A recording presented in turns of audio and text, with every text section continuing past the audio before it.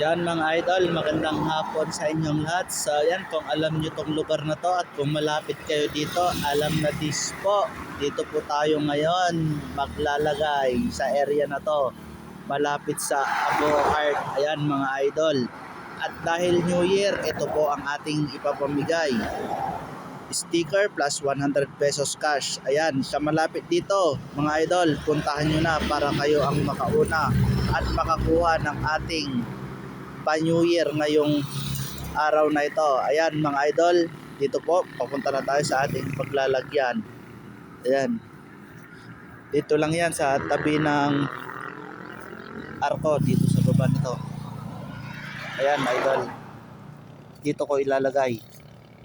Sticker plus 100 pesos cash po. Ayan.